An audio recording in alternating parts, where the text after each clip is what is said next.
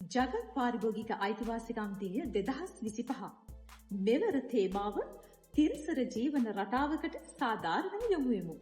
මොකක්ද මේ තිරසර ජීවන රටාව කියන්නේ? කොහොමද අපි මේ ක්‍රියාවට නංවන්නේ?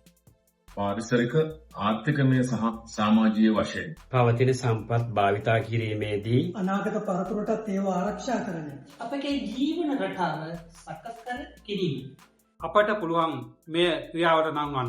අප ආහාර ගන්න ආකාරය, අපි ගමන් කරන ආකාරය, අපගේ නිවාස සිසිල් කරන සහ බලගන්වන ආකාරය ඇතුළු අප මිලදී ගන්නා නිෂ්පාදනය සහ අප ලබා ගන්නා සේවාවන්නේ යම් වෙනස්කම් සිදු කිරීමට අපට සිදුවනු ඇත.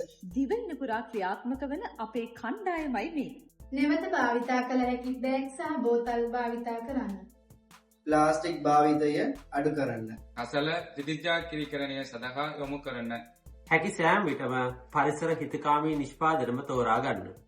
නැවත භාවිතය හා ප්‍රතිශක්තිකරණය පිළිබඳ දැනුවත් වෙමු. පරිසරයට නිකුත් කරන හිතකර වායුන් අවම කරමු. අපට පරිසරයේ පිරිසුදුව තබා ගැනීම. පරිසරය රැක ගැනීම වෙනුවෙන් කැපවෙමු. ජලය හා විදුලිය අපතේ යාම වළක්වමු. පරිසරයට හානි නොවන නිෂ්පාදන අගය කරමු. අපි පරිසරයට හානිකර හා අහිතකර නිෂ්පාදන වලින් ඈත් වෙමු. තිගුකාලීනව සහ නැවත භාවිතා කළ හැකි නිෂ්පාදන මිලදී ගන්න. නිෂ්පාදනවල වගකීම් සහ පරිසරමය බලපෑම් හොඳින් පරීක්ෂා කරන්න. අපි කෘත්‍රිම සහ සෙනිකාහාර භාවිතය අවම කරමු. ආහාර අපතේ දැමීම වැළැක්වීමට නිවැරදිව ගබඩා කරන්න. කෘෂිකාර්මික නිෂ්පාදනවලදී තිරසාර ක්‍රමවේද අනුගමනයට හුරු වෙමු. අපි සෑම විටම සුළං සහ සූර්යබල ශක්ති භාවිතයට යොමු. අවම විදුලි පරිභෝජනයක් සහිත උපකරණ අපි භාවිතා කරමු. முடிந்தவரை பொது போக்குவரத்தினை பயன்படுத்துவோம். நெறிமுறையுள்ள வர்த்தகத்தையும் சந்தை கட்டமைப்பையும் உருவாக்குவோம். පාරිභෝගික නීතිවලට ගරු කරන්න. පාරිභෝගික අයිතිවාසිකම් පිළිබඳව හොඳින් දැනුවත් වෙමු.